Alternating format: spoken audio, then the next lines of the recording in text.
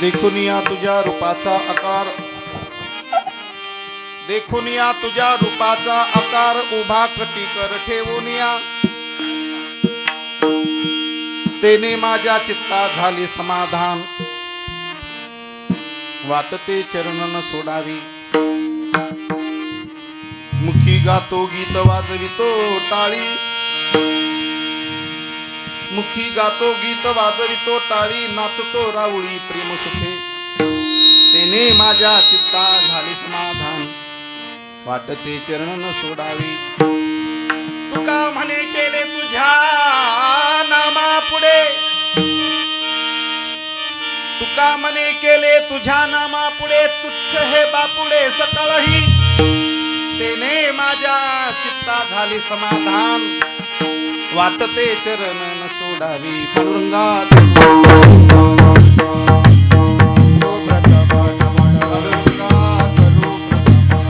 पांडुरंगा करू प्रथम नमन, श्री चरण तू हरे चरण संसारिया, तू हरे चरण संसारिया।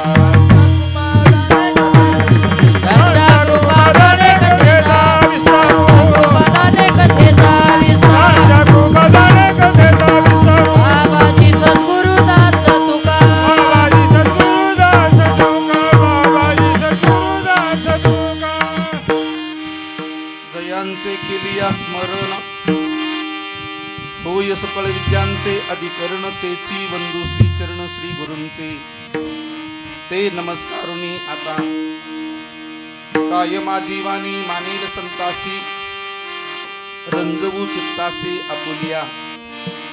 माझी वाणी तुझे वर्णी गुणनाम, ऐसे देई प्रेम काही कळा। नमो सद्गुरु तुकया ज्ञान दीपा, नमो सद्गुरु सच्चिदानंद रूपा, नमो सद्गुरु भक्त कल्याण मूर्ती, नमो सद्गुरु भास्करा पूर्ण कीर्ती।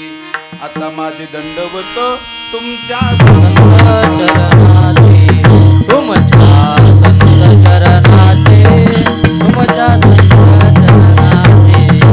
आता माझे दंडवत तुमच्या संत चरणाचे, तुमच्या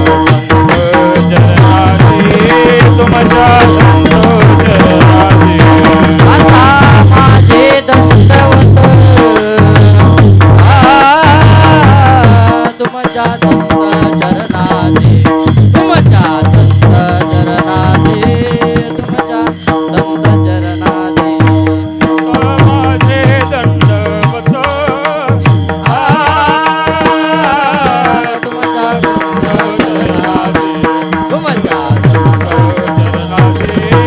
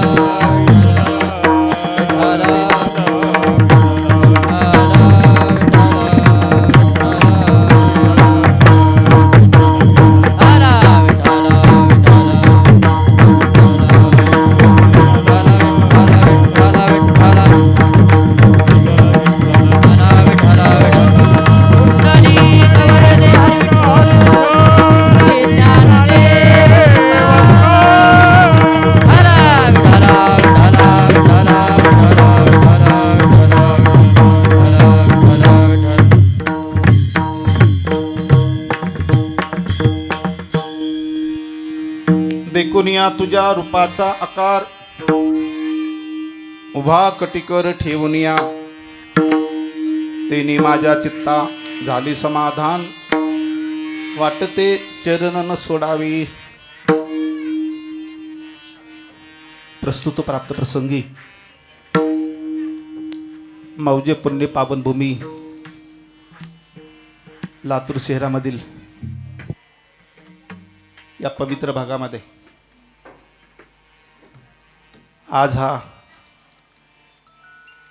एक दिवसीय कीर्तन सोहळा आपल्या सर्व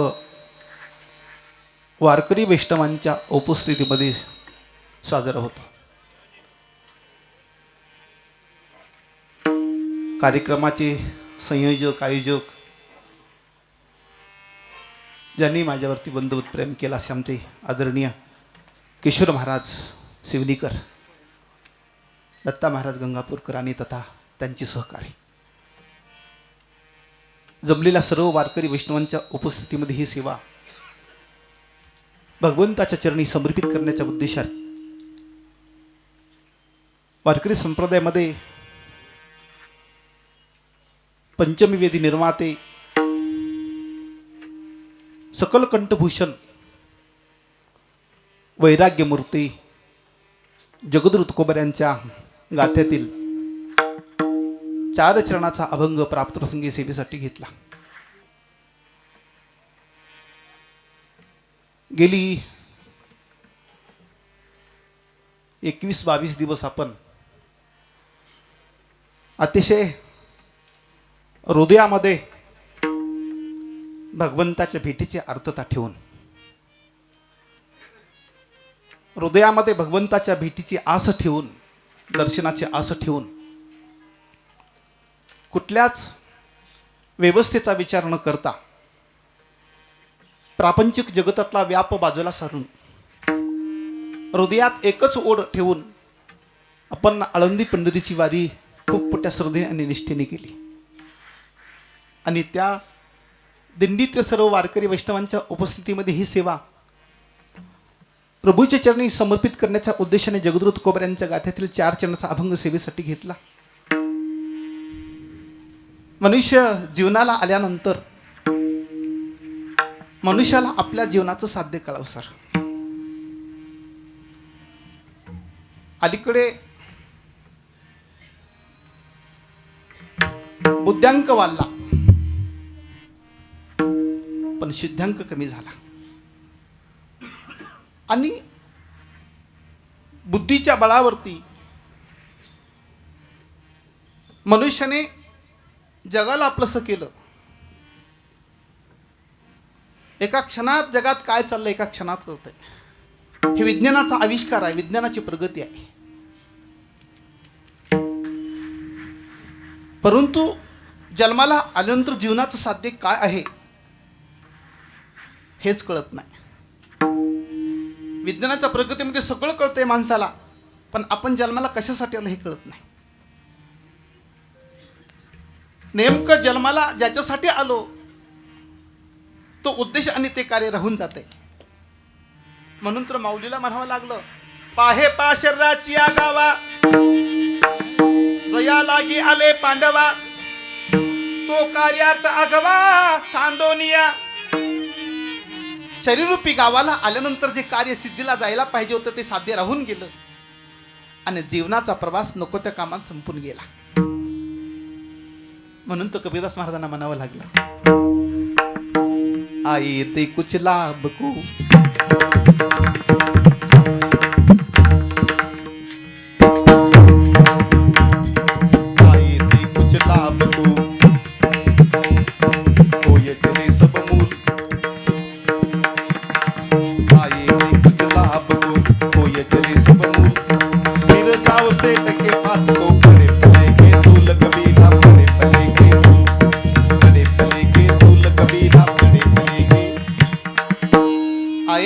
लाभ को, विशिष्ट लाभ मिळवण्यासाठी आम्ही इथं आलो.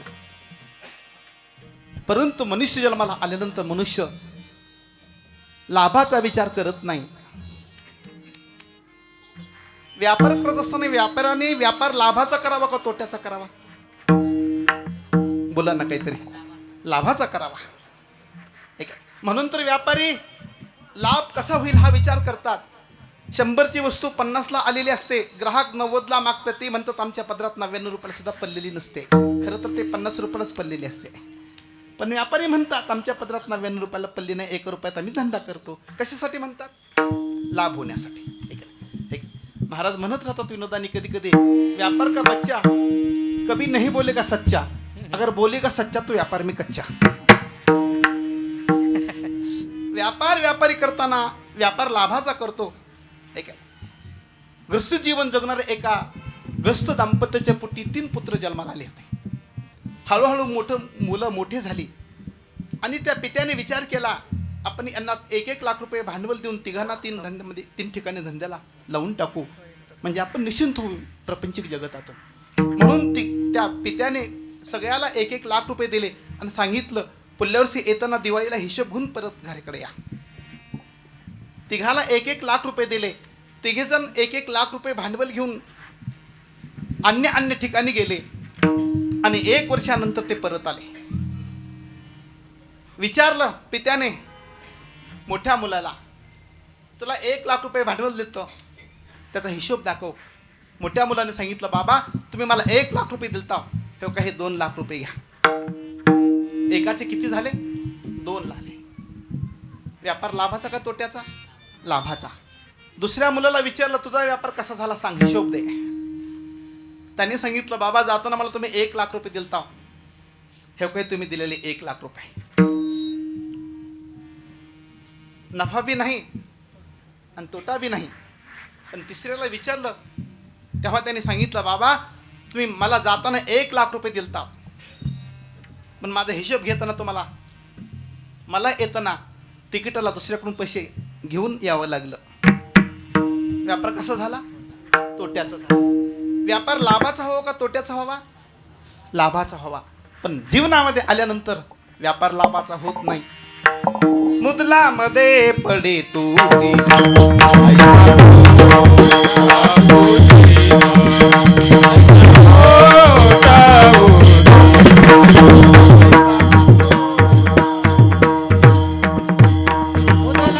मध्ये पडे तोटा, ऐसा खोटा उदीम, ऐसा खोटा उदीम, ऐसा खोटा उदीम. मुदलामध्ये पडे तोटा, ऐसा खोटा उदीम, ऐसा खोटा उदीम, ऐसा खोटा उदीम. मध्ये पडे तोटा, ऐसा खोटा उदीम, ऐसा खोटा उदीम, ऐसा खोटा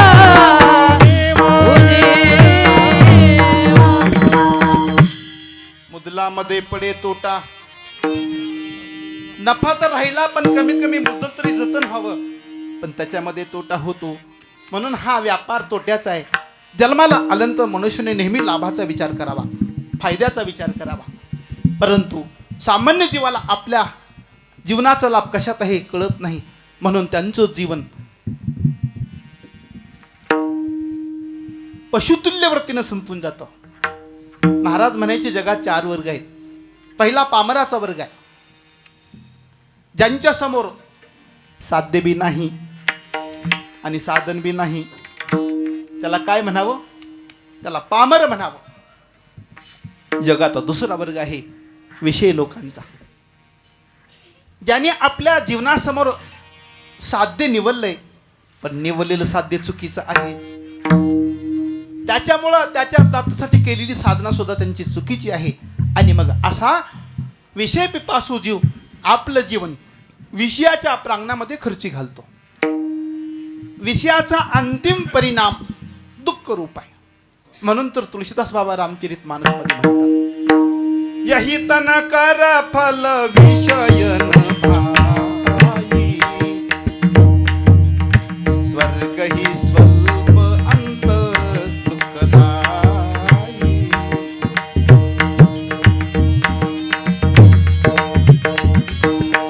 यही तन कर फल विषयन भाई, स्वर्ग ही स्वल्प अंत दुःखदायी.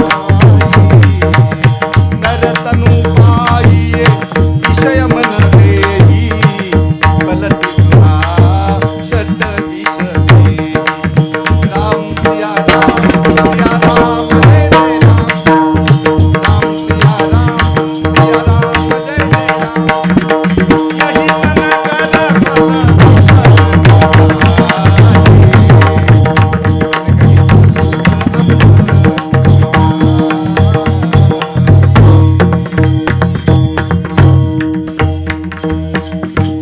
यही तन कर फल विषय न भाई. तुळशीदास बाबा म्हणतात असा मानवी नरतून विषयाच्या प्रांगणामध्ये खलची घालणं म्हणजे स्वर्ग हे स्वल्प अंत दुःखदायी, त्याचा अंतिम परिणाम दुःख रूप आहे. आणि म्हणून विषय लोकांच्या समोर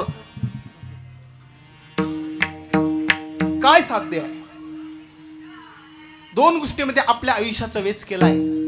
एक नाशवान गोष्टीचा संग्रह आणि दुसरं विषयाचा भोग. या जीवन दोन गोष्टी जीवन संपून गेलाय. खरं म्हणजे मनुष्य जीवनात दोन गोष्टी करता येतात, पण जीवन दोन गोष्टीसाठी संपून चाललं.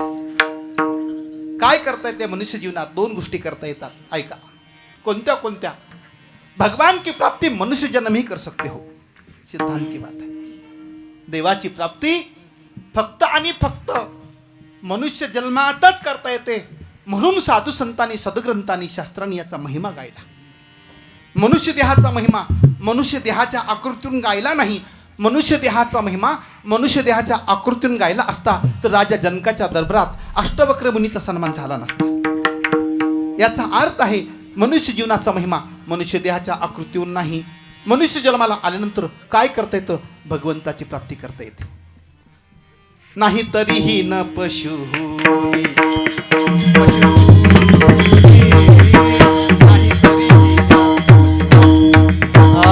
पशुनी नाही रे ना पशुनी, पशुनी नाही तरी ना पशुनी.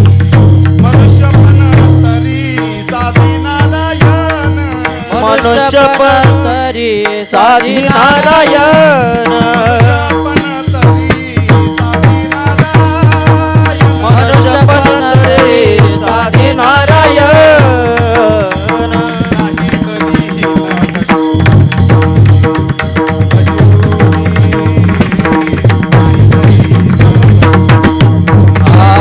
पशुनी नाही तरी ना पशुनी, पशुनी नाही तरी ना पशुनी.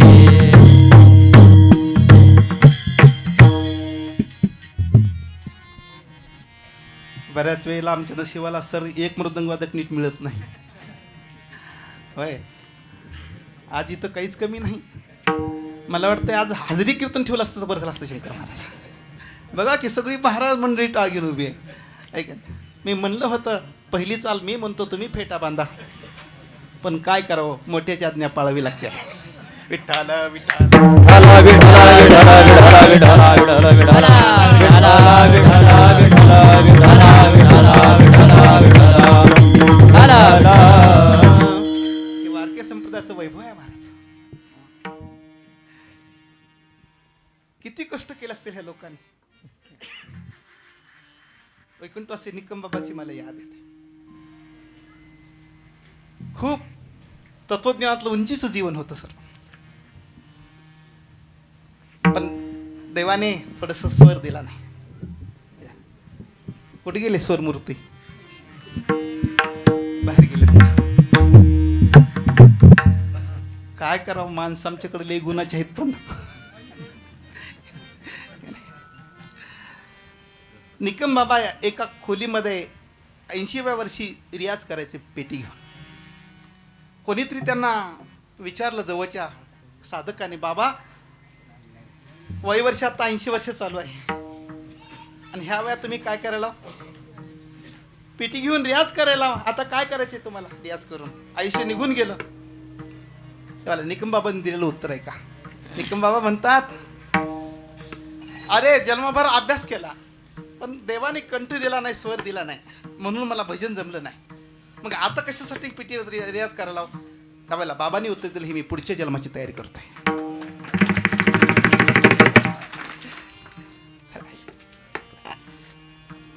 हे सगळी मंडळी आपापल्या क्षेत्रामध्ये खूप मोठ्या निष्ठेने रियाज करतात.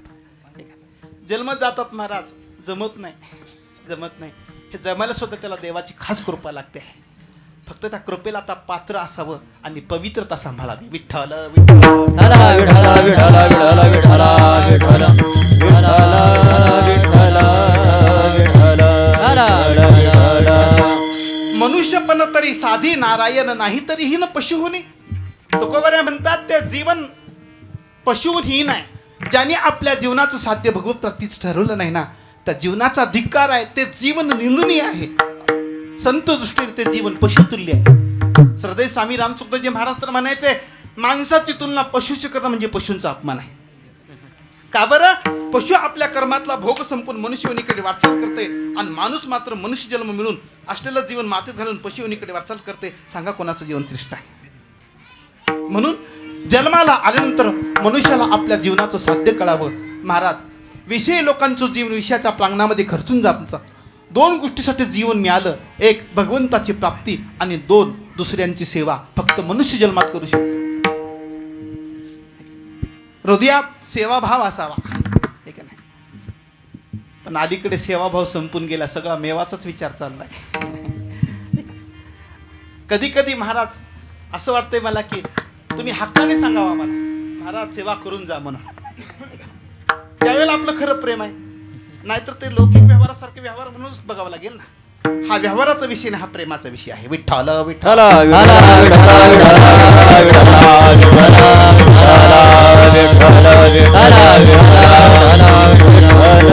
एक दुसऱ्यांची सेवा आणि भगवंताची प्राप्ती हे मनुष्य जीवनाचं साध्य आहे. हे नेमकं साधकाला कळाले. पहिला पामराचा वर्ग, दुसरा विषयी लोकांचा वर्ग आणि तिसरा साधकांचा वर्ग आणि चौथा सिद्धांचा वर्ग. तिसऱ्या वर्गाचा विचार करत असताना साधकाने आपल्या जीवनात साध्य ठरवलंय, मला काय मिळवायचं. ठीक आहे. कधी कधी थोडस एकांतात बसलं का आपण आपल्या मनाला प्रश्न विचारावा, हे मना तुला काय हवंय. कधी कधी एकांतात बसल्यानंतर मनाला विचारा तुला काय मिळवायचंय. आतून आवाज येत असेल मला देव मिळवायचा आहे, तर तुमच्या जीवनाचा प्रवास योग्य मार्गाने चाललाय. आणि जर आतून आवाज येत असेल मला पैसा मिळवायचा आहे, मला प्रसिद्धी मिळवायची आहे, मला लौकिक जगातली संपत्ती मिळवायची आहे, तर समजून चालावं आपल्या जीवनाची वाटचाल चुकीची आहे. आणि मग चुकीच्या मार्गाने किती दिवस बी प्रवास करू द्या, किती दिवस बी प्रवास करू द्या, जीवनात साध्य प्राप्त होत नाही. एखाद्या माणसाला समजा आपल्याला रेणापूरला जायचं असं ठरवलं, आपण घरातून बाहेर पडलो, आंबेजोगाई रोडला लागलो, रेणापूरला जायचंय, कोणत्या दिशेला वळायचंय? बोला की. हा, उत्तरेला वळायचंय. पण नेमकं तो दक्षिणेला वळला. जायचं होतं उत्तरेला, पण वळला कोणीकडे? दक्षिणेला. जायचंय रेणापूरला, उत्तरेला जायचंय, पण वळला दक्षिणेला. रेणापूर किती दिवसानं भेटेल? हा, दिवसानं नाही, वर्षानं बी नाही, जन्मानं बी नाही. असे किती जन्म निघून गेले तरी जीवनात साध्य प्राप्त होणार नाही. त्याचं कारण आहे प्रवास चुकीचा झाला. उलटी तेरी रीत मनवा, उलटी तेरी रीत मनवा, उलटी तेरी रीत मनवा, उलटी रीत मनवा, उलटी रीत रे, उलटी रीत मनवा, उलटी तेरी रीत रे, उलटी तेरी रीत मनवा,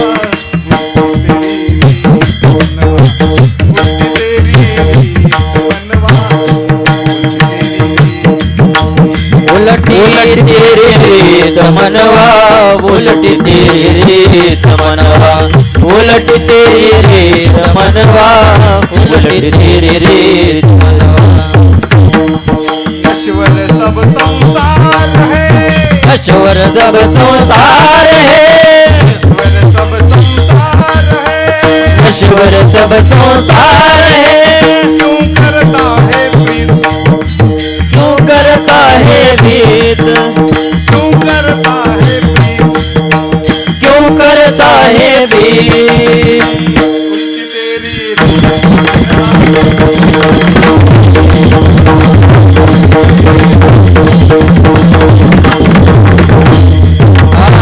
उलट तेरी रीत मनवा, उलट तेरी रीत मनवा, उलट तेरी रीत मनवा, उलट तेरी रीत मनवा.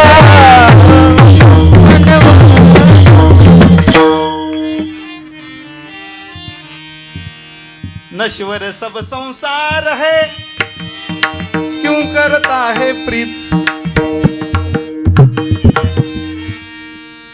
भक्त कुणाला म्हणावं, प्रश्न केला होता. भक्त कुणाला म्हणावं? ज्याला देव आवडतो त्याला भक्त म्हणावं का ज्याला संसार आवडतो त्याला भक्त म्हणावं? बोला. ज्याला देव आवडतो त्याला भक्त म्हणावं. पण त्या साधूंनी उत्तर दिलं, ज्याला देव आवडतो त्याला भक्त म्हणू नये, ज्याला देवा वाचून काहीच आवडत नाही त्याला भक्त म्हणावं. ठीक आहे ना? आता आपल्याला बी देव आवडतो का नाही आवडत? आवडतो, पण किती वेळा पुरता? 2 तासापुरता. महाराज, हृदयाचा एकच विषय व्हावा. ठीक आहे, देव व्हावा हे हाव जया जीवा, धन्य त्याच्या दैवा पार नाही. शाबास. देव मिळावा ही ज्याच्या हृदयाची आस आहे, ही त्याच्या हृदयाचा भाव आहे महाराज, त्याचं जीवन धन्य त्याला प्राप्त आहे. म्हणून जीवन जगत असताना एकीकडे संसार आहे, दुसरीकडे परमात्मा आहे. श्रद्धेय स्वामी रामसुखदेवजी महाराजांच्या वाक्याची नेहमी याद येते महाराज. मायबापांची इतकी याद येत नाही इतकी स्वामीजीची याद येते क्षणाक्षणाला. स्वामीजी म्हणायचे, जीव की एक तरफ परमात्मा है, दूसरी तरफ संसार है. अगर आपके जीवन में सुख, शांति, समाधान, आनंद चाहना हो तो आप परमात्मा के साथ संबंध जुड़ा लो.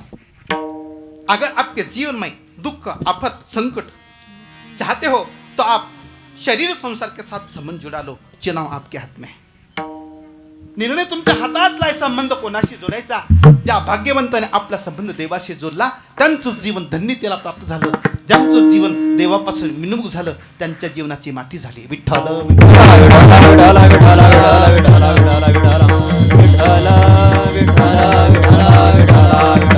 साधकीय जीवनामध्ये साधकाने आपल्या जीवनाचं साध्य निवडलं. साध्य निवडलं, देवाची प्राप्ती हे जीवनाचं साध्य निवडलं आणि त्या साध्यासाठी साधना सुरू केली.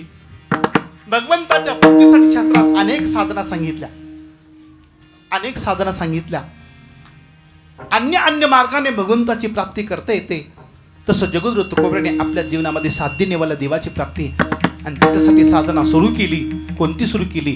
पंढरीची वारी आहे माझे घरी आणि कन करी तीर्थव्रत, आणि कन करी तीर्थव्रत, आणि कन करी तीर्थव्रत.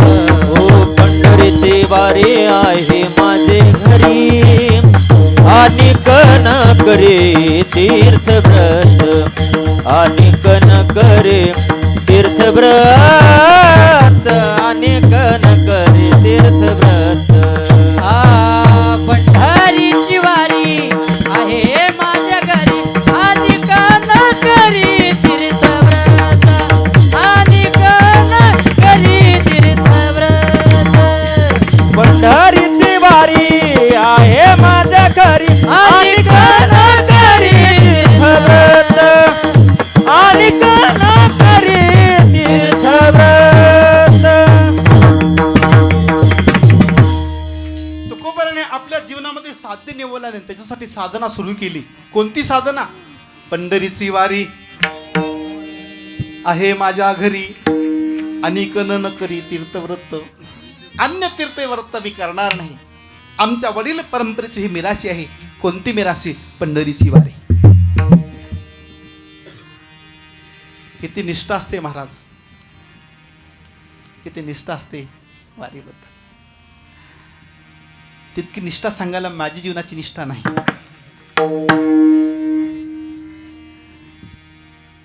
एक भगिनी भेटली होती आम्हाला. त्यांना विचारलं तुमचं वय किती आहे? त्यांनी सांगितलं बाबा माझं वय 80 वर्षाचं आहे. किती? म्हणलं त्यांना किती दिवसापासून तो काय वय 80 वर्षाचं म्हणल्यानंतर त्यांची वारी कितवी असेल?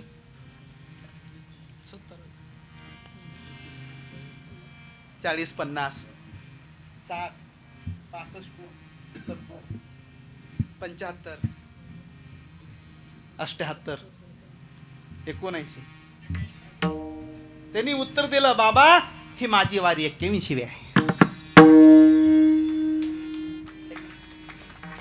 मी विचार केला? वय किती आहे? वय किती आहे? 80. जन्मल्यापासून समजा हिने वारी केली, त्यांची वारी किती असेल? ही 80 असेल. ते किती म्हणतात? मी म्हणलं आजी तुमची वारी माझ्या लक्षात आली नाही. म्हणलं मला सांगा की कसं. तुमचं वय तर तुम्ही 80 वर्षात सांगता आणि 81 वर्षापासून वारी कशी केली म्हणता. तेव्हा त्यांनी सांगितलं बाबा माझे मायबाप वारकरी होते आणि मी जेव्हा पटत होते तेव्हापासून माझ्या आईने वारी चालू केली म्हणून माझी वारी 81 आहे.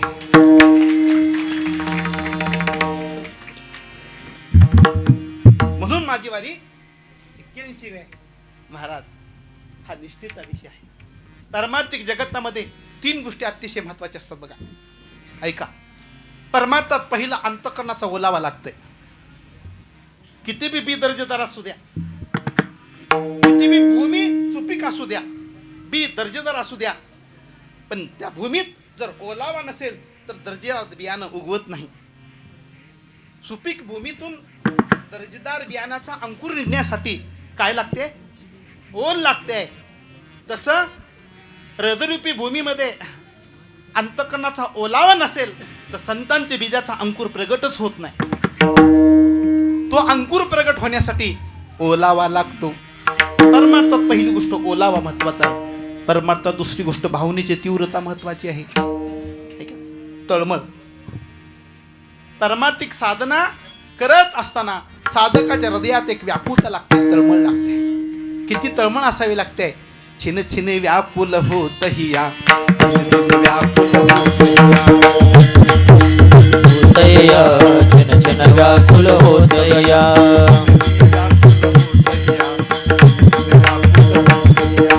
छिन छिन व्याकुल होतया, छिन छिन व्याकुल होतया.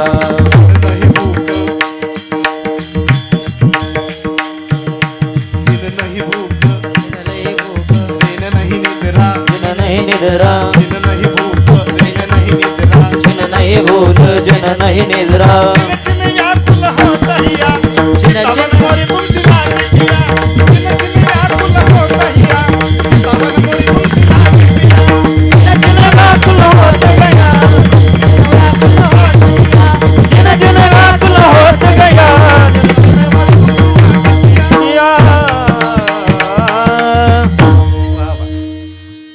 मारुडी भाषेतलं भजन आहे. मीराबाई म्हणतात माझा जीव कासावीस व्हायला. किती कासावीस व्हायलाय? दिन नाही भूक रेने नाही निद्रा.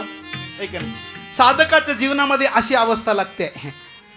दिवसा भूक लागून आणि रात्री झोप येऊ नये, पण सगळं आयुष्य झोपेतून खाण्यातच संपून चाललंय. मीराबाई म्हणतात मला भूक लागत नाही. स्वामीजी म्हणायचे ज्याला खास लगन लागले देवाची त्याला 5 गोष्टी आवडत नाही.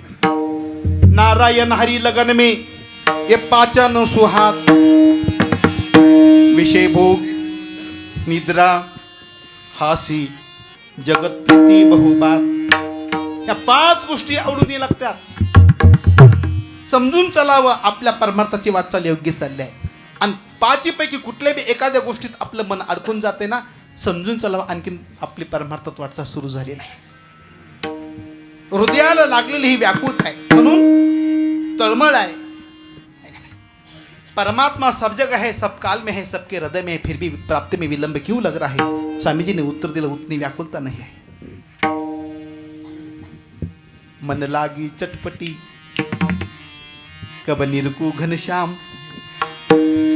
मन लागी चटपटी कब निरकू घनश्याम, नारायण भूलो सभी खान पान विश्राम, खान पान विश्राम, खान पान विश्राम, खान पान विश्राम. मन लागी चटपटी, मनाला लागलेली ही तळमळ आहे, ही भावनेची तीव्रता आहे. आणि तिसरी गोष्ट परमार्थातली निष्ठा महत्वाची आहे. तुका म्हणे जे ते एकनिष्ठ भाव, तेथे वासुदेव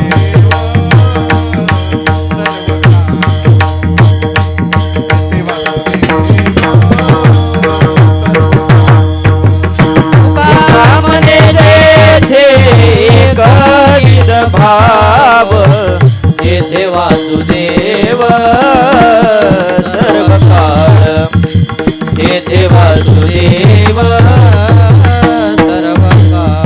हो तुका म्हणे जेथे कविध भाव,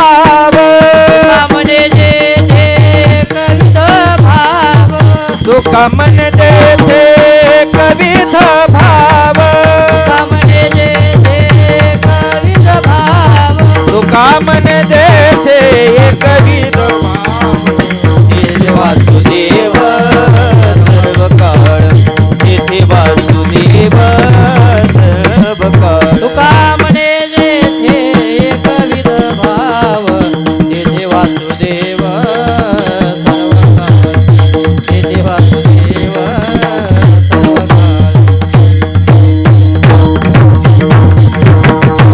तुका म्हणे जेथे एकनिष्ठ भाव आणि तेथे वासुदेव सर्व काळ. परमार्थ जगतात साधकाकडे असलेली निष्ठा साधकाला ती फल देते. तशी जगद्गुरु तुकोबांच्या हृदयाची निष्ठा होती वारीविषयी आणि भगवंताविषयी. म्हणून ते तुकोबाऱ्या महाराज देहू क्षेत्रावरून पंढरीच्या दिशेने वारी करण्याच्या उद्देशाने मोठ्या व्याकुळतेने निघाले होते. जाताना किती व्याकुळता आहे हृदयात, ठीक आहे ना. महाराज म्हणायचे, बिना पंख फुट्याला पक्षुं का बच्चा अपनी माँ के लिए आतुर है. पंख न फुटलेलं पिल्लू पक्षाचं. थोडं पूर्वीचं काळ आठवा, आपल्या एखाद्या घराला दिवळी असायची. आपल्या त्या दिवळीमध्ये त्या चिमणीने पिल्लाला जन्म द्यायचा आणि ती चिमणी बाहेर चारा शोधायला जायची. पिल्लू मोठं झाले की त्या दिवळीच्या बाहेर येऊन त्याने चोच आ करून तोंड वाचावं आणि माईची वाट बघावी. त्या पक्षाला आपल्या माईच्या भेटीची जितकी आर्तता आहे. बिना पंख फुटेवाला पक्षों का बच्चा अपनी माँ के लिए आतुर है. गायों का दूध पीने वाला बछड़ा अपनी माँ के लिए उत्कंठित है. पति की विरवाली पतिव्रता अपने पति के लिए व्याकुल है. उतना मेरा मन प्रभु आपके लिए छटपटा रहा है. ही व्याकुलता आणि तितक्या व्याकुलतेने तुकोबाऱ्या पंढरीच्या दिशेने चालले होते. ठीक आहे. हृदयात एकच आस आहे, भेटी लागी पंढरी भेटी लागी भेटी लागे पंढरीनाथा भेटी लागे पंढरीनाथा लागी पंढरीनाथा भेटी लागी पंढरीनाथा भेटी लागे पंढरीनाथा भेटी लागे पंढरीनाथा जीवा लागली तळमळ व्यथा जीवा लागली तळमळ व्यथा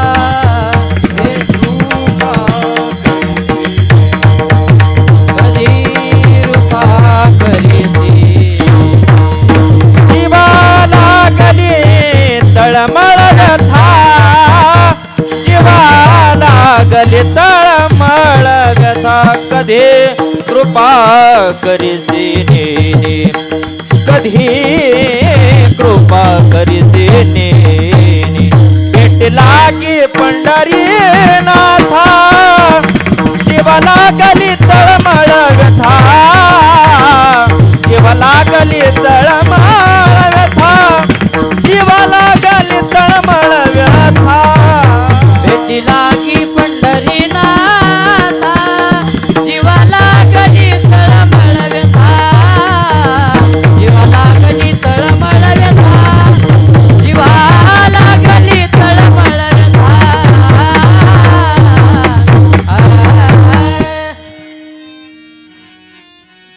भेटी लागी पंढरीनाथा जीवा लागली तळमळी व्यथा. हृदयाला लागलेली ही तळमळ आहे. किती तळमळ असावी. तुकोबाराने अनन्यतेचा दृष्टांत देत असताना सगळ्यात अनन्यतेचा दृष्टांत दिलाय. जीवना वेगळी मासळी तैसा तुका तळमळी. पाण्याच्या बाहेर मासा काढल्यानंतर त्याची व्यथा कशी होते जावे त्याच्या वंशा तेव्हा कळे, अन्यथा न कळे. पाण्याच्या बाजूला तडपणाऱ्या माशाला जशी पाणी मिळावी ही हृदयातली आस आहे, ओढ आहे. त्या ओढीने तुकोबाऱ्या पंढरीच्या दिशेने चालले होते आणि पाहता पाहता पंढरी क्षेत्रात पोहोचले. किती महिमा पंढरीचा. ठीक आहे. सद्गुरू चंद्रशेखर बाबांच्या मुखातलं वाक्य आहे, पृथ्वीला 3 प्रदक्षिणा केल्यानंतर जितकं पुण्य प्राप्त होते तितकं वाराणसीला 2 परिक्रमा केल्यानंतर पुण्य प्राप्त होते. आणि वाराणसीला 2 परिक्रमा केल्यानंतर जितकं पुण्य प्राप्त होते तितकं पुण्य पंढरी क्षेत्रात 1 पाऊल रामकृष्ण हरी म्हणून टाकल्यावर प्राप्त होते. जगात अनेक तीर्थ आहेत.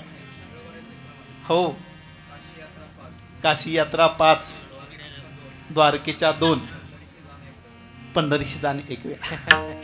म्हणलं होतं मी फेटा बांधा पण ऐकलं नाही. विठ्ठल विठ्ठल. विठ्ठला विठ्ठला विठ्ठला विठ्ठला विठ्ठला विठ्ठला विठ्ठला विठ्ठला. जाऊ द्या, गरीबाचं कोण ऐकत आहे. पंढरीचा महिमा. जगात अनेक तीर्थ आहेत. उदंड पाहिले, उदंडाई केली उदंड ऐकिले, उदंड वर्णिले क्षेत्रीय महिमे. पण ऐशी चंद्रभागा, ऐसे बिना ऐसे भीमा तीर, ऐसे विटेवर देव कोटे. जगातल्या सगळ्या तीर्थाचं पुण्य अवघेची तीर्थे गडगे केला. चंद्रभागा डोळा किंवा कोटी कोटी तीर्थ एक वेळा चंद्रभागा डोळा. देखलिया चंद्रभागा डोळा देखलिया. कोटी कोटी तीर्थ घडती एक वेळा चंद्रभागा डोळा देखलिया. चंद्रभागा डोळा देखलिया. हा कोटी कोटी कोटी घडती एक वेळा, घडती एक वेळा. एक कोटी, एक कोटी घडती एक वेळा, घडती एक वेळा. एक एक कोटी घडती एक वेळा, घडती एक वेळा. एक तीर्थ कोटी कोटी वेळा, कोटी कोटी वेळा. एक एक तीर्थ एक वेळा एक वेळा. चंद्रभागा डोळा, चंद्रभागा डोळा देखिलिया. चंद्रभागा डोळा, चंद्रभागा डोळा देखिलिया. नाथबाबांचं प्रमाण आहे काय? एकनाथ महाराजांचं एक एक तीर्थ कोटी कोटी वेळा. बघा, एका तीर्थाला जाणं कठीण जात आहे की नाही. जन्म निघून जातो पण घडत नाही स्नान. असं सांगतात. पृथ्वीवरती 3.5 कोटी तीर्थ आहेत म्हणा. आपल्याला किती माहिती आहेत की? होय, आपल्याला सगळेच माहिती आहेत पण आपल्याला त्याचं अज्ञान आहे. आपण सगळी वारकरी मंडळी चंद्रभागेचं स्नान करणारी मंडळी, चंद्रभागेचं मातेप्रमाणे भावना ठेवून, श्रद्धा ठेवून पाहणारी मंडळी. आणि त्यामुळं जगातल्या सगळ्या तीर्थाचं पुण्य जीवनामध्ये प्राप्त होते. महाराज तुकोबाऱ्या चंद्रभागा मातेचं स्नान करतात, पुंडलिकराचं दर्शन करतात आणि देवाच्या दर्शनासाठी चोकोबा महाराजांचं, नामदेवांचं दर्शन घेऊन गाभाऱ्यामध्ये प्रवेश करतात. हरवलेल्या मुलाला माय भेटावी ही जसं त्या मुलाची आस आहे, तितक्या अपेक्षेने तुकोबाऱ्या गाभाऱ्यामध्ये प्रवेश करतात आणि देवाला डोळे भरून आपल्या दृष्टीने पाहतात. तेव्हा तुकोबाऱ्याला देवाचं दर्शन कोणत्या पद्धतीनं झालं त्याचं चिंतन अभंगाच्या पहिल्या चरणात. देखोनिया तुझ्या रूपाचा आकार, देखोनिया तुझ्या रूपाचा आकार. तुझ्या रूपाचा आकार, देखोनिया तुझ्या रूपाचा आकार. देखोनिया तुझ्या रूपाचा आकार, देखोनिया तुझ्या रूपाचा आकार.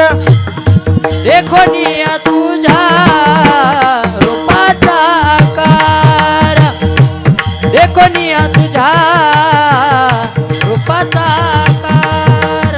उभा कटिकर ठेवोनिया, उभा कटिकर ठेवोनिया. देणे माझ्या चित्ता झाले समाधान, देणे माझ्या चित्ता झाले समाधान. उभा कटिकर ठेवोनिया, उभा कटिकर ठेवोनिया.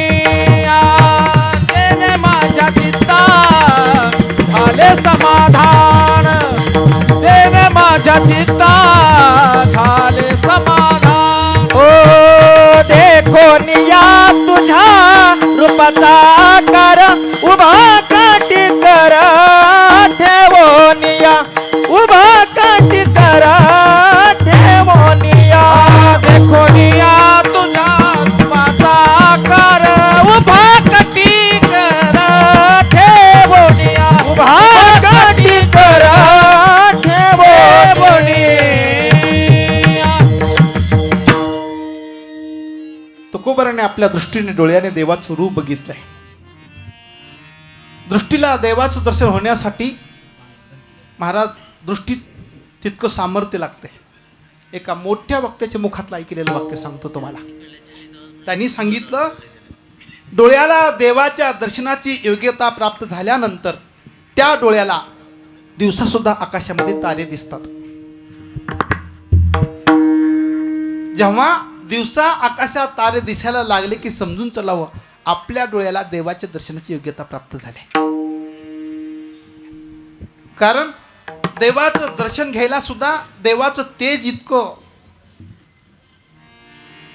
सूर्य मध्यान्हाला आल्यानंतर आपण सूर्याचं तेज पाहू शकत नाही का? पाहू शकतो. देवाचं तेज तर त्याच्यापेक्षा कोटी सूर्याच्या पटीनं अधिक आहे. ठीक आहे. आणि त्यामुळं मग त्याचं दर्शन व्हायला दृष्टीची योग्यता लागते आहे. दृष्टीतला द्वैत जावा लागतो, दृष्टीतला भेद जावा लागतो, दृष्टीतले दोष जावे लागतात. आणि मग अशा जेव्हा दृष्टीने आपण देवाकडे पाहू तेव्हा देवाचं दर्शन होते. तुकोबाऱ्याला देवाकडे पाहिलं तुकोबाऱ्याने तेव्हा देवाचं रूप उभा कटीकर ठेवून परमात्मा विटेवरती, कटेवरती हात ठेवून परमात्मा विटेवरती उभा आहे. मुळात तो परमात्मा निर्गुण निराकार, पण भक्ताच्या भक्तीपोटी त्याने सगुण रूप धारण केलंय. ते रूप कसं आहे? राजस सकुमार पुतळा राजस सुकुमार मदनाचा पुतळा सुकुमार मदनाचा पुतळा रवी शशिकळा लोपलिया रवी शशिकळा लोपलिया कस्तुरी चंदनाची उठी कस्तुरी मळवट चंदनाची उठी रवी शशिकळा लोपलिया रवी शशिकळा लोपलिया कस्तुरी मळवट चंदनाची उठी कस्तुरी मळवट चंदना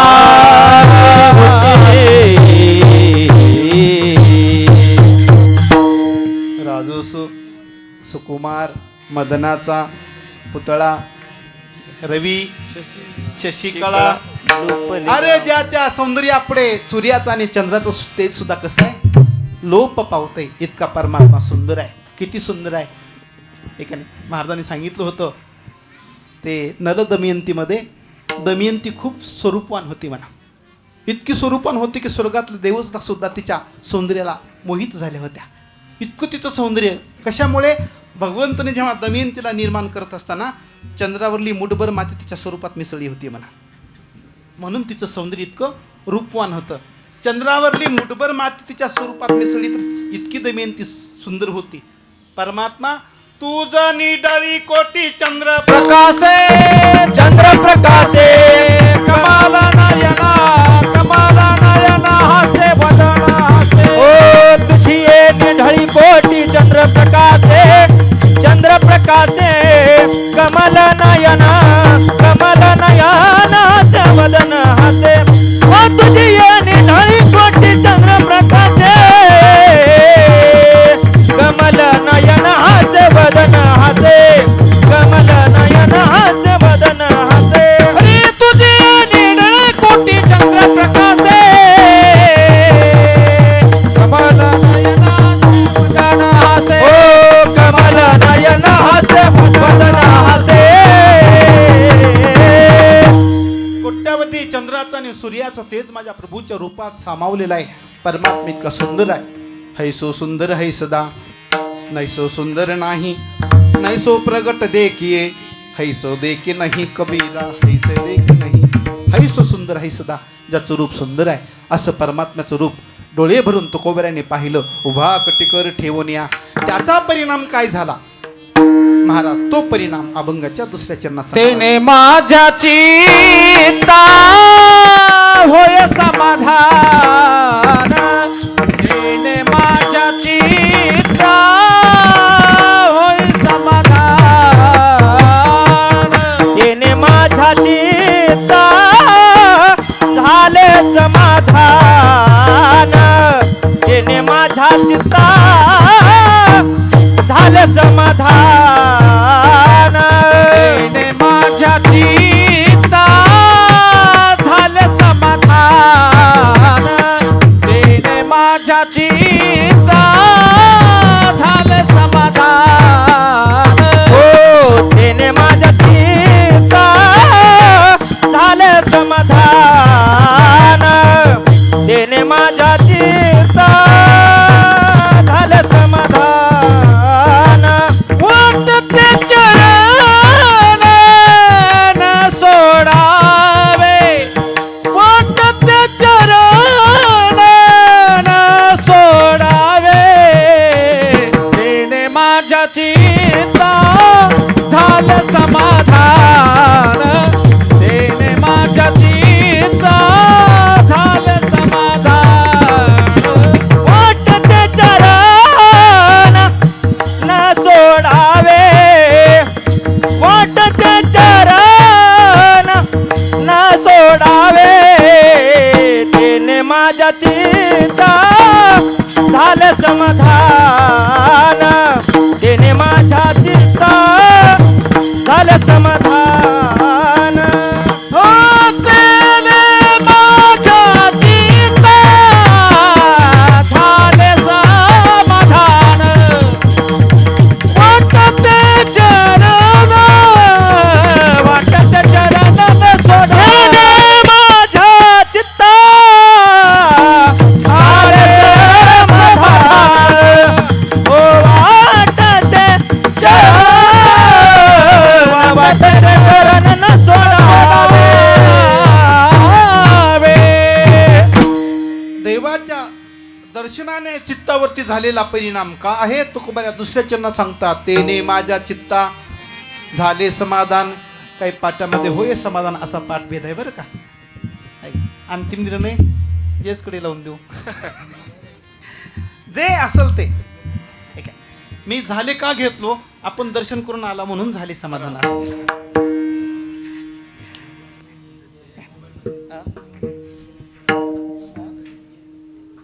गेलं नाही त्याला होय समाधान, आणि ज्यांनी करून आले त्यांना झाले समाधान. हा झालंच आहे ना.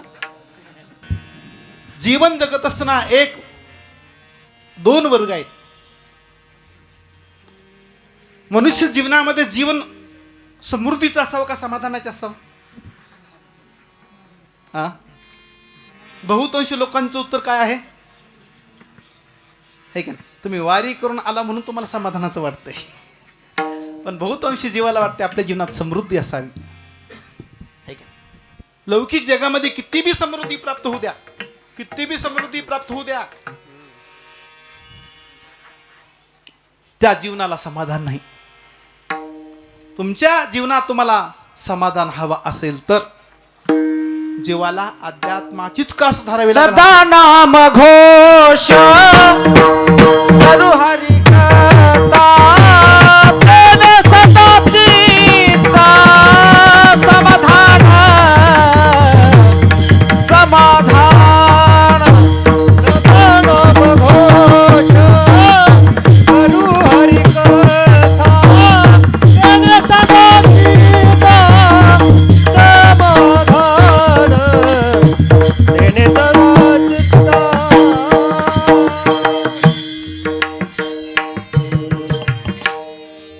केव्हा सदा नाम घोष करू हॅलो हॅलो हरी कथा, ते नाही माझ्या चित्ता समाधान.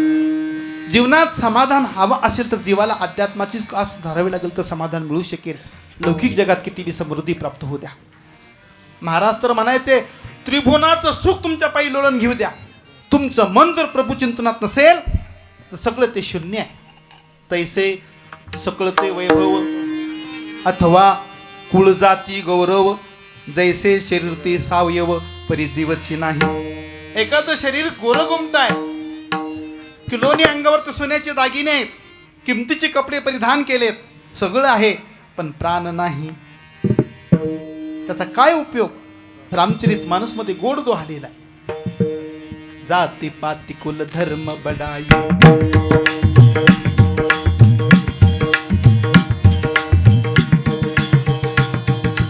जाती पाती कुल धर्म बडाई, जन बल परिजन कुल चतुराई.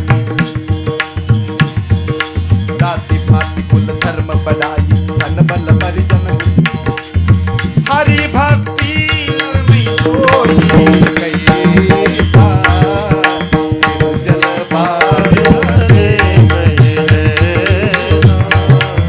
जय सिया राम जय जय सिया राम, जय सिया राम जय जय सिया राम, सिया राम सिया राम.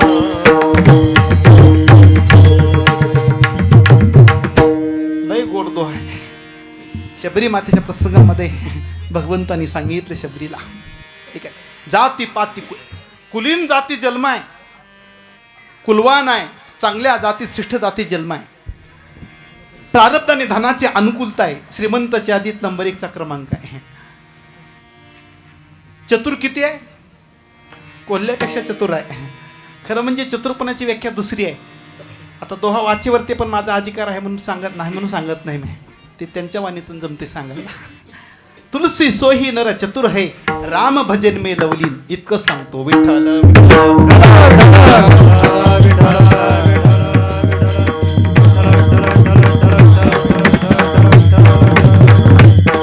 चतुर आहे, सगळ्या गोष्टी आहेत, पण देवाची भक्ती नाही. महाराज म्हणतात, एखाद्या बळीराजाने जमिनीची मशागत करून दर्जेदार बियाणं आणून जमीन पेरावी. किती गतीने पेरावी? मडे झाकून या करीती पेरून इतक्या गतीने पेरावं. पेरल्याला बियाणं उगवावं, खुरपणी करावी, कोळपणी करावी, फवारणी करावी, सगळं करावं आणि पावसाने ओढ द्यावी. तसं यावर्षी ओढीचा काही प्रश्न आला नाही. वरुण राजाची खूप कृपा आहे, फक्त आता अवकृपा होऊ नये. ठीक आहे, पावसाने ओढ दिलाय, इतकी ओढ दिलाय. बळीराजाचं लक्ष कुणीकडे? आबाळाकडे. आबाळ गच्च भरून येतंय. ऐका, आबाळ गच्च भरून येतंय. आता वाटतंय एका 2 तासात 4-2 गावं वाहत जातील, इतकं आबाळ भरून येतंय. धोधारी पाऊस पडतो की काय असं वाटतंय. आणि इतक्यामध्ये सुसाटाचा वारा सुटतो आणि आलेला आबाळ बिना पावसाचं निघून जाते. तुलसीदास बाबा म्हणतात, अरे ज्या आबाळातून, ऐका लक्ष द्या, ज्या आबाळातून पावसाचा एक थेंब गळत नाही ते आभाळ काय कामाचं? ऐका, ज्या आबाळातून पावसाचा एक थेंब गळत नाही त्या आबाळ काय कामाचं? तसं ज्याच्या जीवनात देवाची भक्ती नाही ते जीवन तरी काय कामाचं? हरी लागोतया सुखा, जेने हरी नाये मुखा, जेने हरी नाये मुखा, जेने हरी नाये मुखा. हरी लागोतया सुखा, जेने हरी नाये मुखा, जेने हरी नाये मुखा, जेने हरी नाये मुखा.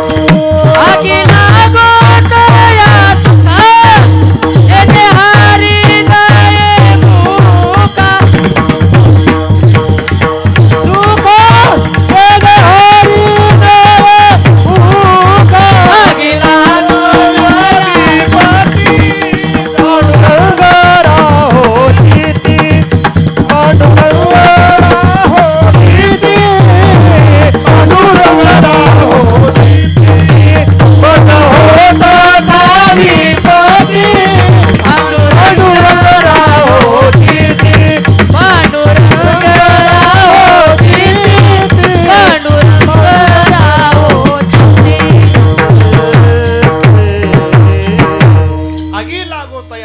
जेने हरी नये मुका, मज होत का विपत्ती, पांडुरंग राहो चित्ते.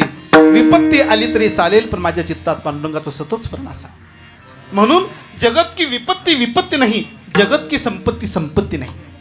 ऐका, जगत की विपत्ति विपत्ति नहीं, जगत की विपत्ति विपत्ति नहीं, जगत की संपत्ति संपत्ति नहीं. मग भगवान का विस्मरण जगत की विपत्ति है और भगवान का स्मरण जगत की संपत्ती है.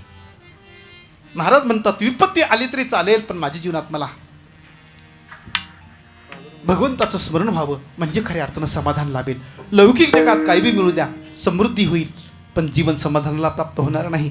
महाराज म्हणायचे, आम्ही एकदा एका कारखान्याचे चेअरमन ब्राझील दौऱ्यावरती गेलते म्हणा. साखरेचा नंबर 1चं उत्पादन करणारा देश, तिथला अल्पभूधारक 500 हेक्टरचा म्हणा. 500 हेक्टर म्हणजे किती एकर झाली? 1250 एकर. अल्पभूधारक किती एकरचा? 1250 एकरचा. आता भूभूधारक किती एकरचा आहे कोणास ठाऊक.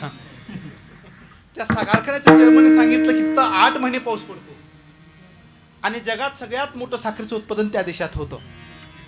शेतकरी स्वतःच्या हेलिकॉप्टरने प्रवासाला निघतात, इतकी समृद्धी. पण पुढे सांगितलं महाराज इतकी समृद्धी आहे, शेतकरी स्वतःच्या हेलिकॉप्टरने प्रवास करतात, पण झोप येण्यासाठी गोळ्या खाऊन झोपावं लागतं.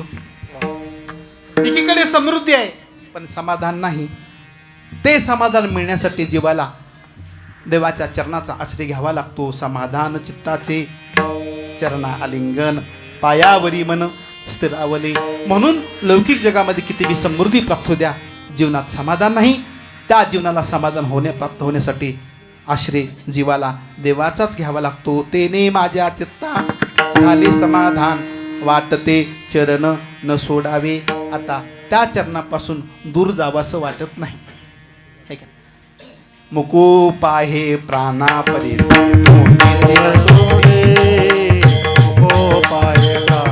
परिते तोंडी सोडे. आहे प्राणा परिते, आहे प्राणा परिते तोंडी सोडे. भुके लिया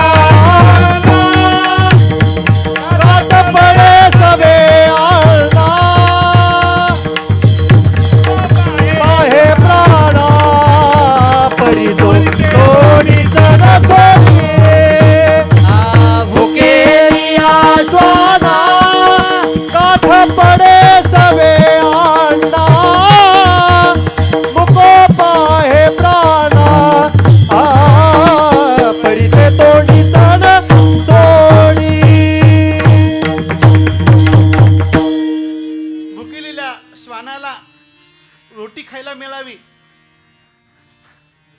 ती रोटी टाकून द्यावी म्हणून महागने एखादा मनुष्य दगड घेऊन लागला.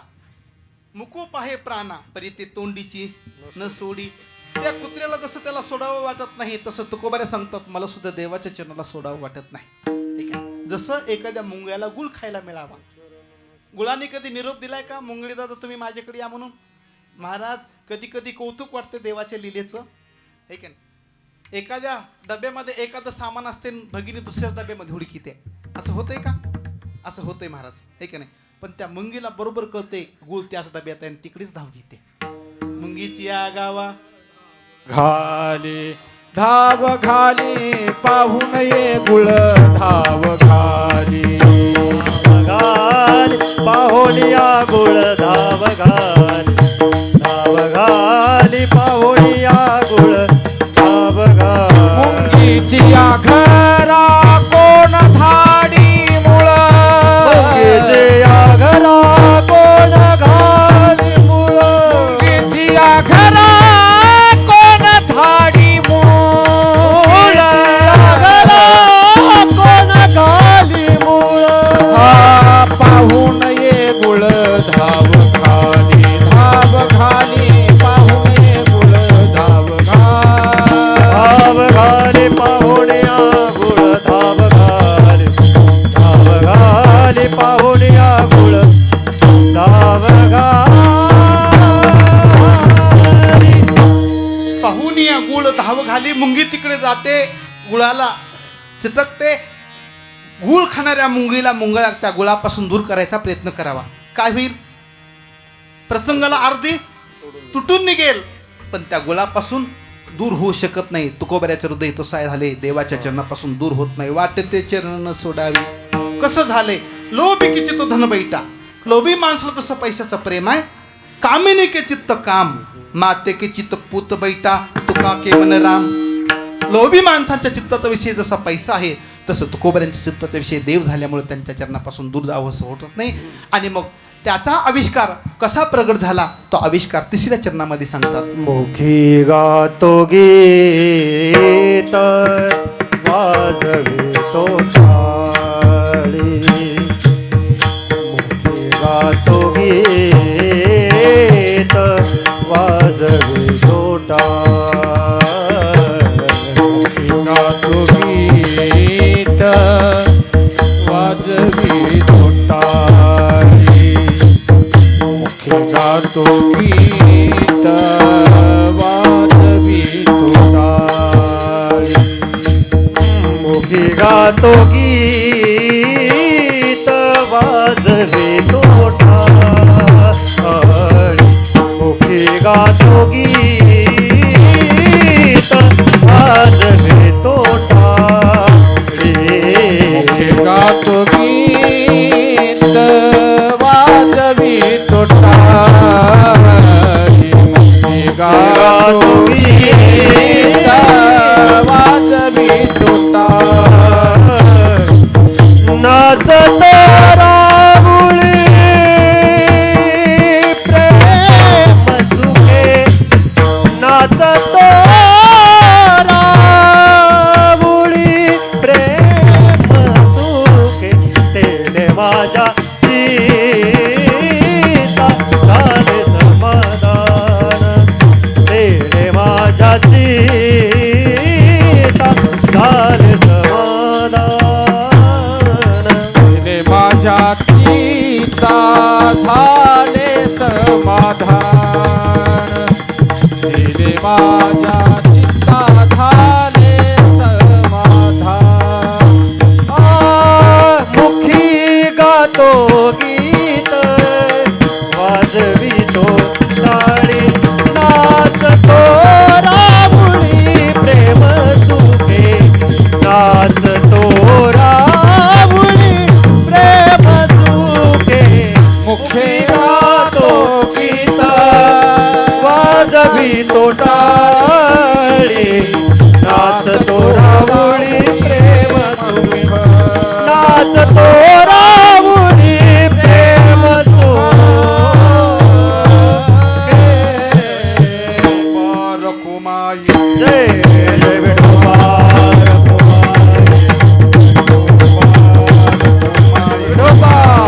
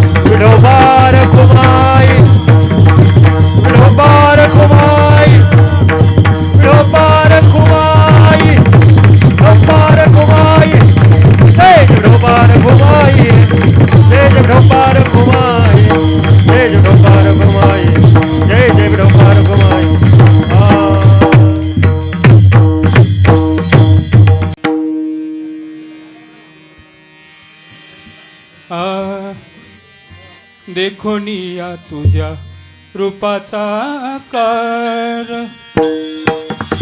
देखोनिया तुझ्या रूपाचा आकार,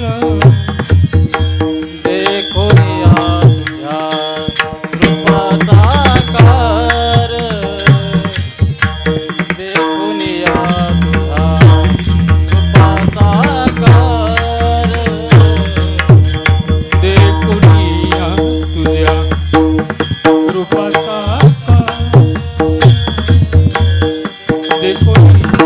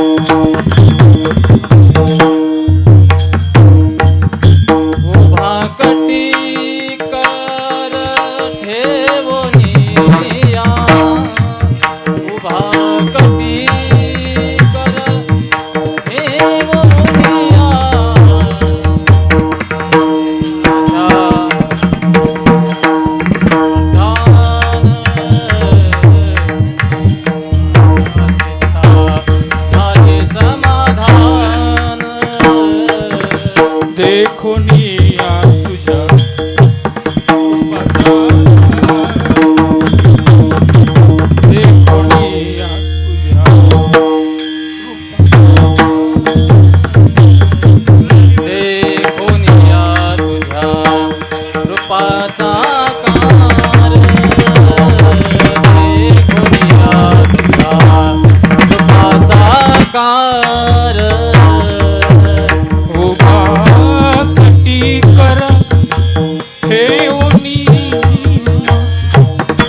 उभा कटी कर ठेवणी उभा कटी कर ठेवणी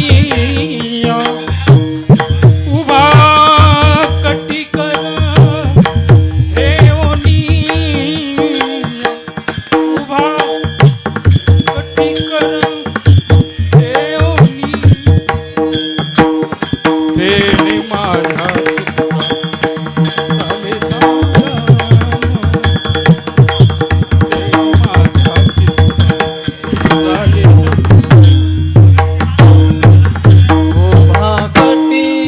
कर ठेवनिया उभा कटी कर ठेवनिया तिने माझा झाले समाधान तिने माझा झाले समाधान वाटते चरण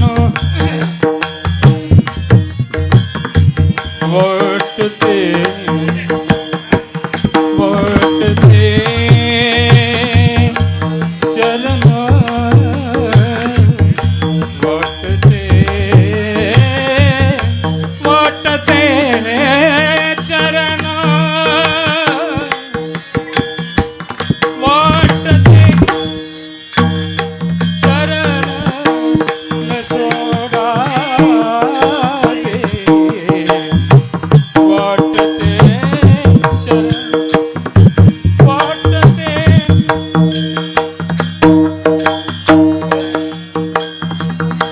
वाटते चरण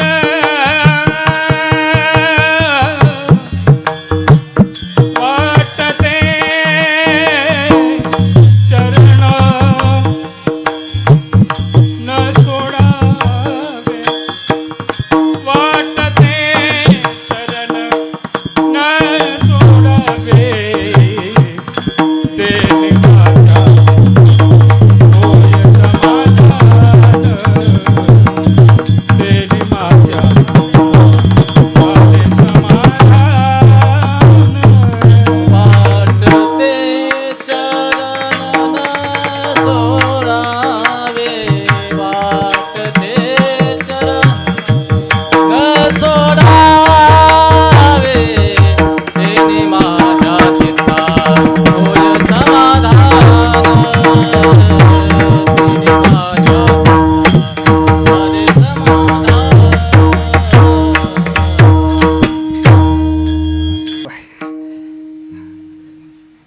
रात्रीच्या 2-2 वाजता बी फोन येतो. आयुष्यात कधी आठवत नाही मला प्रपंचाचं बोललेलं काही. विठ्ठल विठ्ठल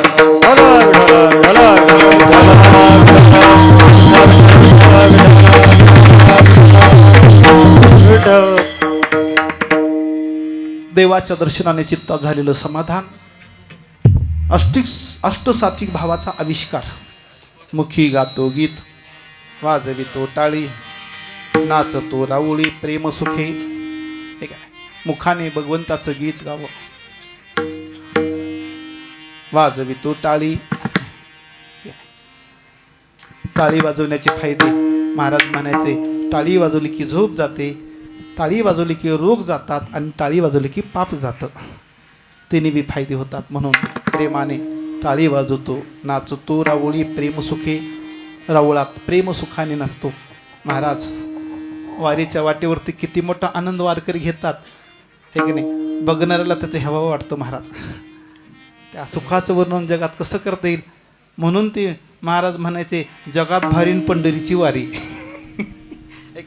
वा, त्या सोहळा आनंदाचा सोहळ्याला वर्णन करता येत नाही. त्याचा परिणाम महाराज चित्ताला सुद्धा समाधान. तेने माझ्या चित्ता झाले समाधान.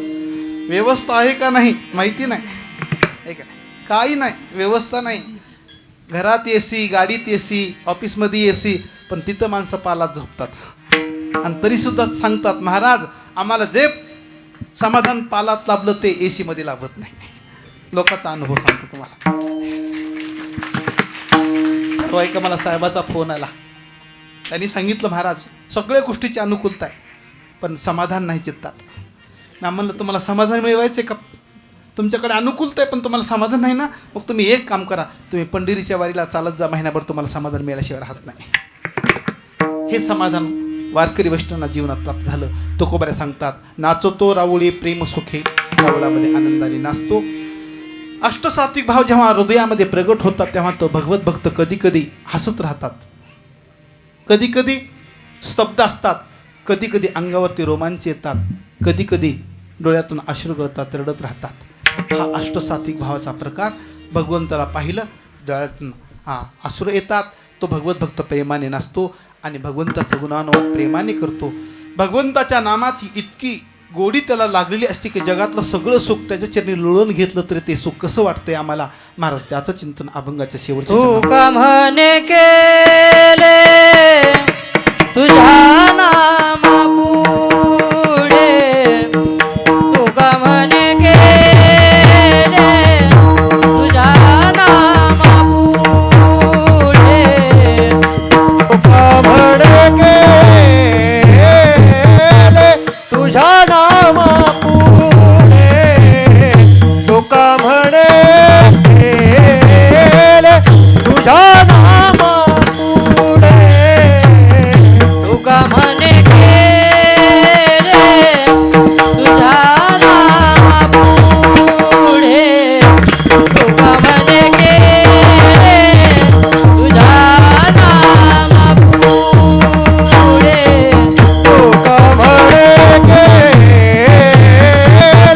तुझ्या नामा पुढे, तुका म्हणे केले तुझ्या नामा पुढे, तुच्छ हे बापुडे सकळ हे, तुच्छ हे बापुडे सकळ हे, येणे माझा चित्ता झाले समाधान, येणे माझा चित्ता झाले समाधान. तुझ हे बापुडे सकळ, तुझ हे बापुडे सकळ तेणे माझ्या चित्ता झाले समाधान, तेणे माझ्या चित्ता झाले समाधान.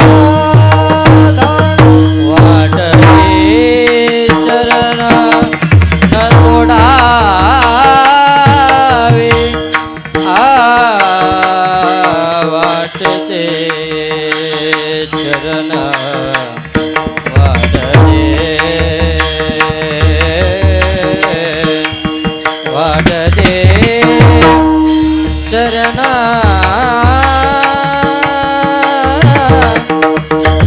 न सोडावे, वाटते चरण वाटते चरण वाटते चरण सोडावे, वाटते चरण सोडावे, वाटते चरण सोडावे.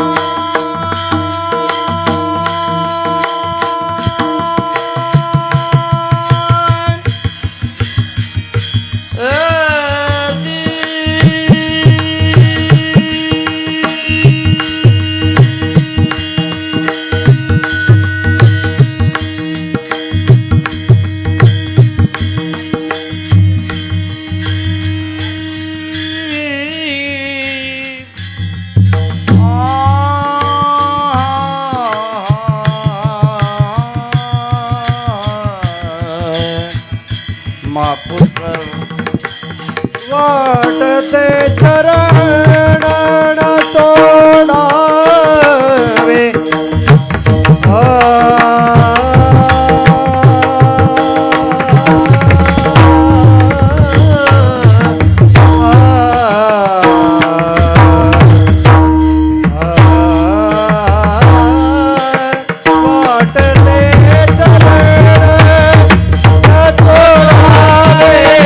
वाटते चरण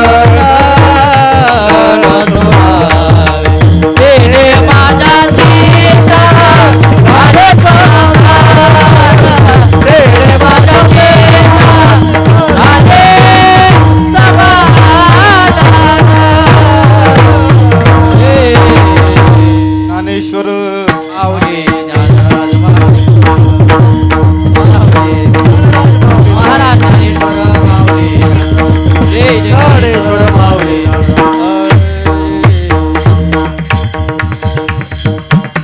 तुका म्हणे केले तुझ्या नामापुढे किंवा तुका म्हणे मज तुझ्या नामापुढे आणि तुच्छ हे बापुढे सकळही तेने माझ्या चित्ता झाले समाधान वाटते चरणानं सोडावे. भगवत नामाची निष्ठा वारकरी वैष्णवांच्या हृदयामध्ये किती असते. महाराज म्हणतात त्यांच्यासमोर त्रिभुवनाचं जरी वैभव टाकलं तरी त्या गोष्टीला ते थुंकून टाकतात. जगताचा त्याग करून दोन साधू जंगलामध्ये एकांतात भजन करायचे. समाजात विक्षेप होतो म्हणून नगरातल्या राजाला कळालं. ते साधू तिथे भगवत नामचिंतन करतात. राजा धार्मिक होता, दयाळू होता. प्रधानाला पाठवलं, सांगितलं त्या साधूला इकडे घेऊन या. प्रधान जातात, साधूला विनंती करतात. साधूने सांगितलं, अरे आम्ही तिकडे आल्यानंतर आमचा वेळ जातो, त्याच्यामुळे तिकडे यायची इच्छा नाही, आम्ही इथंच साधना करतो. भगवत चिंतन करत बसले. राजाला निरोप गेला. राजाला वाटलं थोडं दक्षिणा कमी म्हणालेत म्हणून नको म्हणत असतील. ऐका, पुन्हा सांगितलं तुम्हाला खूप दक्षिणा दिली जाणार आहे, तुम्ही परत या. साधूने सांगितलं नाही. राजाने पुन्हा सांगितलं तुम्ही इकडे आलात की तुम्हाला अर्ध राज्य देताल. ऐका, त्या साधूने उत्तर दिलं, अरे अर्ध राज्य कशाला घेऊन बसलात? त्रिभुवनाचं जर वैभव आम्हाला दिलं तरी आम्ही भगवत नामाला सोडून बाकी कुठल्याच गोष्टीला स्वीकारणारी माणसं नव्हतो. म्हणून अखंड भगवंताची नामसाधना त्यांच्या जीवनात असते. माझे गुरुजी दंडवटी महाराज एक वाक्य सांगायचे आणि ते वाक्य सांगून सेवा संपवतो. दंडवटी महाराज म्हणायचे, ज्याला धन मिळवायचं त्यांनी कण वाया घालवायचं नाही. ज्याला धन मिळवायचं आहे त्यांनी कण वाया घालवायचं नाही, आणि ज्याला देव मिळवायचा आहे त्यांनी क्षण वाया घालवायचा नाही. श्वास श्वास पे नाम जपो, खाली श्वास न जाए. श्वास श्वास पे नाम जपो, खाली श्वास न जाए. न जाने इस श्वास का कब रुकावट हो जाए. न जाने इस श्वास का कब रुकावट हो जाए. आता कीर्तनाला सुरुवात झाल्यासारखी वाटायला. ही सगळी होती का सोबत वारीला? वा, मी सुद्धा पुल्ल्यावरशी येणार. खूप मोठा आनंद आपल्या सगळ्या वारकरी वैष्णवांच्या संगतीमध्ये घातला है का नाही. विद्या वाचस्पती जगन्नाथांना पवार हिमालयासारखी माणसं झाले हो आपल्या संप्रदायामध्ये. त्यांच्या मुखातलं वाक्य आहे महाराज. जगन्नाथांना म्हणायचे, सगळं कामं सोडून फक्त देवाचं चिंतन करतो त्याला संन्यासी म्हणा. सगळे कामं सोडले तर काहीच केलं नाही बा, सगळी कामं सोडून दिलेत, फक्त काय करते? देवाचं स्मरण करते, नामस्मरण करते, चिंतन करते, त्याला संन्यासी म्हणा. देवाचं चिंतन करतच नाही, सगळा जन्म प्रपंचात घालते, त्याला संसारिक म्हणा. सगळे कामं सोडून सुस्त देवाचं चिंतन करतो त्याला संन्यासी म्हणा. देवाचं चिंतन न करता केवळ प्रपंचात आयुष्य खर्ची घालते त्याला संसारिक म्हणा. पण संसाराचं कर्म करता करता मुखाने भगवंताचं नाम चिंतन घेतो त्याला वारकरी म्हणा. ही वारकऱ्याचा बाणा, ही पिंड वारकऱ्याचा. हात काम है मुकराम है,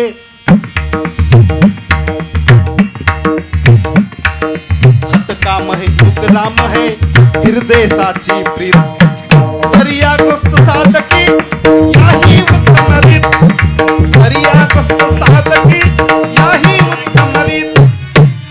हात काम है मुख राम है, हाताला काम मुखाला राम. हा वारकरी बाणा हृदयामध्ये ठेवून आपण सगळी वारकरी वैष्णव गेली 20 दिवस 21 दिवस खूप मोठ्या वारीचा आनंदाचा सोहळा आनंद भोगला. ऐका नाही, दिंडी कोणती चांगली, दिंडी कोणती चांगली? ज्या दिंडीत भोजन चांगलं आहे ती दिंडी चांगली. असं नाही बरं का. महाराज म्हणायचे ज्या दिंडीत भजन चांगलं ती दिंडी चांगली. पण आमच्या केशव महाराज दिंडीत भजन बी चांगलं आणि भोजन बी चांगलं. ठीक आहे नाही, एक अतिशय वारकरीवरती प्रेम करणारं व्यक्तिमत्व. खरं म्हणजे माझ्या आणि त्यांच्यात रक्तात लय वेगळा गुण आहे. ते झालवादी आहेत, मी मवळवादी आहो. खरं सांगतोय तुम्हाला. पण तरीसुद्धा हृदयात एकमेकाचं साख्यत्व आहे का नाही. देवाच्या कृपेने त्यांच्या हृदयात हा वारकऱ्याचा भाव सेवेचा आणि परमार्थिक साधना जन्मभर टिकून राहावी. देवाला दुसरं काय मागायचं आहे का नाही. देवाला दुसरं काय मागायचं आहे. देवाला तर एकच विनंती आहे, एकच आहे. किती गोड मृदंग वाजवले ह्या सगळ्या मंडळींनी, किती गोड गायन केलं ठीक आहे नाही. पांडुरंगाला विनंती आहे, पांडुरंगा आयुष्याच्या शेवटच्या श्वासापर्यंत तुझी वाडी करावी आणि मृदंग वाजवत भजन करत करत कीर्तन करत करत आमच्या आयुष्याचा श्वास तुझ्या चरणी लीन व्हावा. काहीच मागायचं नाही. आता देवाला विनंती आहे, ही सेवा आमच्या जीवनामध्ये शुद्धतेने निर्लोभपणाने अतिशय निष्ठेने आयुष्याच्या शेवटच्या श्वासापर्यंत घडावी आणि आमच्या आयुष्याचा अंतकाळ गोड करावा असं पांडुरंगाच्या चरणी प्रार्थना करून या ठिकाणी सेवेला पूर्ण विराम देतो. तुझे देणे तुझ्या समर्पणी पायी झालं उत्तराई पांडुरंगा, सेवेमध्ये जमादारा कृपा करा सेवटी तुकाराम तुकाराम.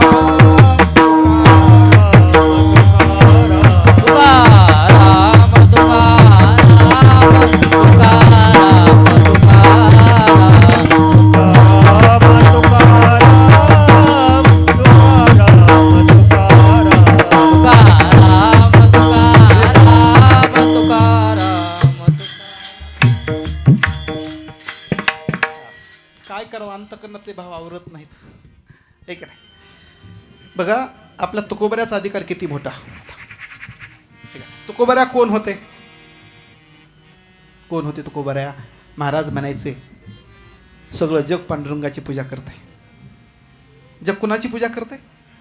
सगळं जग पांडुरंगाची पूजा करते, पण त्या पांडुरंगाने आमच्या तुकोबऱ्याची पूजा करावी हा तुकोबऱ्याचा अधिकार आहे.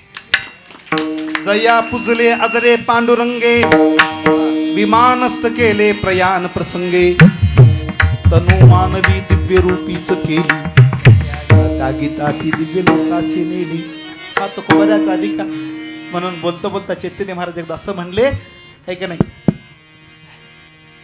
पांडुरंगाचं सुद्धा भाग्य आहे, पांडुरंगाचं सुद्धा भाग्य आहे की ज्ञानोबा तुकोबऱ्यासारखे भक्त पांडुरंगाला मिळाले. एवढा मोठे अधिकार. किती संतांचं सामर्थ्य. सदैव स्वामी रामसुखदेवजी महाराज म्हणायचे दुनिया की भूख मिटाने में परमात्मा समर्थ आहे. चीट शिलेकर हाती भगवान सबका प्रबंध करत आहे. सगळ्या जगाची तृप्ती पांडुरंग करतो. दुनिया की भूख मिटाने में परमात्मा समर्थ है, लेकिन परमात्मा की भूख मिटाने में संत समर्थ है.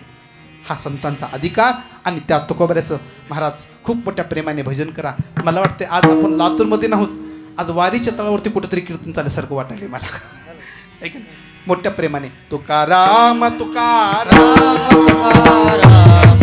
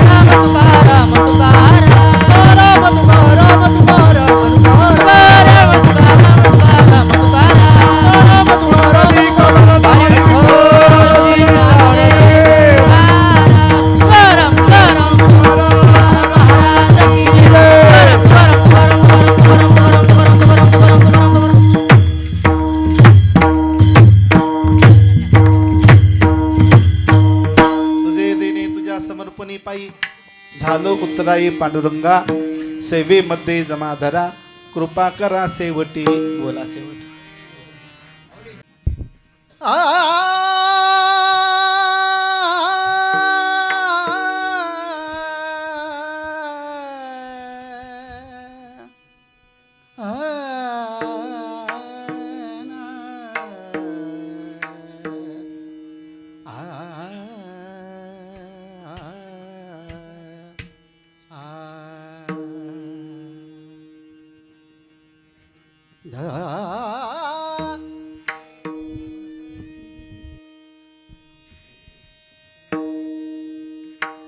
तुका म्हणे केले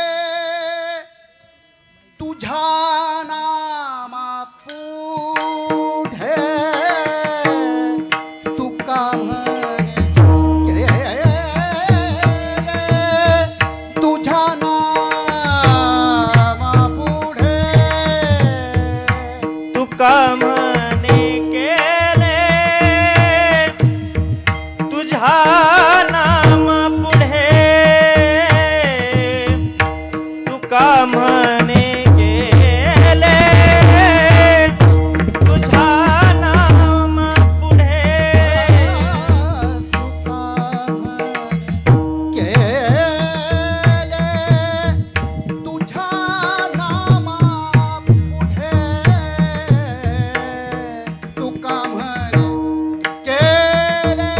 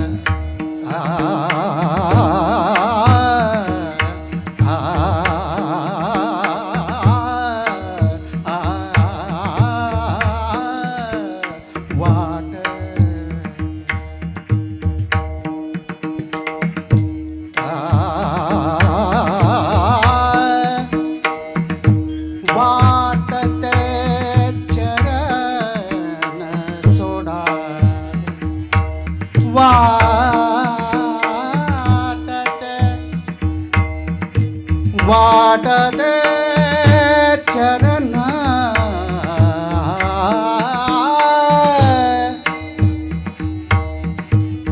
वाटते चरण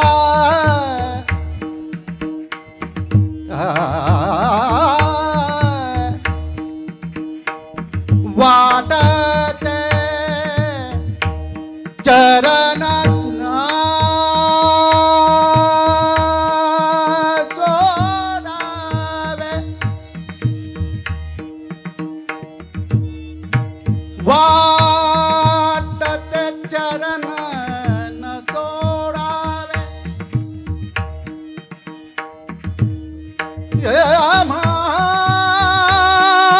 वाटते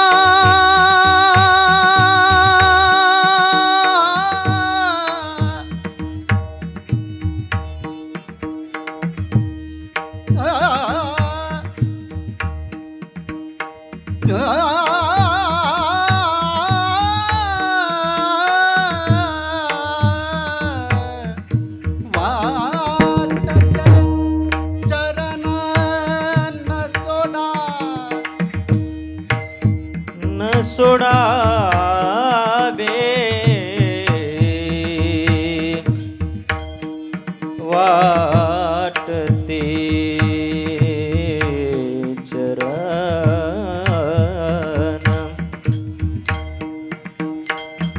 चरण न सोडावे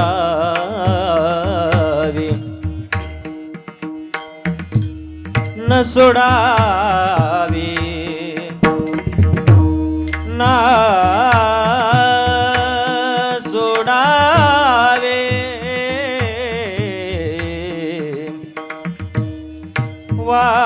वाटते चरण चरण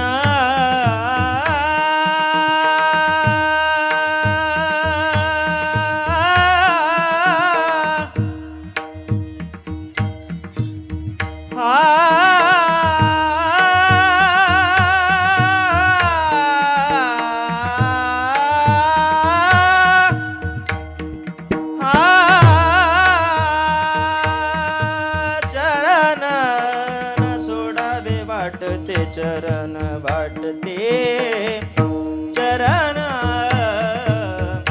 वाटते चरण न सोडावे वाटते चरण न सोडावे चरण चरण चरण न सोडावे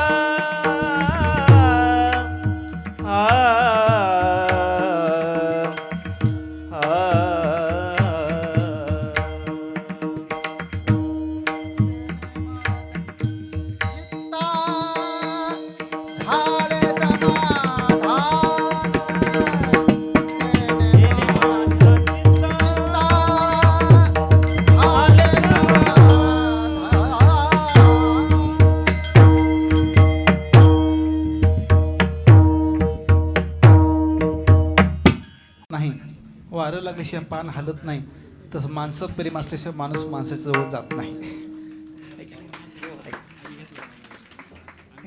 केशव महाराजांनी सगळ्यावरती आपल्या अतिशय प्रेम केलं आणि त्या प्रेमापोटी आपण खूप दुरून सगळी वारकरी इथं उपस्थित झालो. मला वाटतंय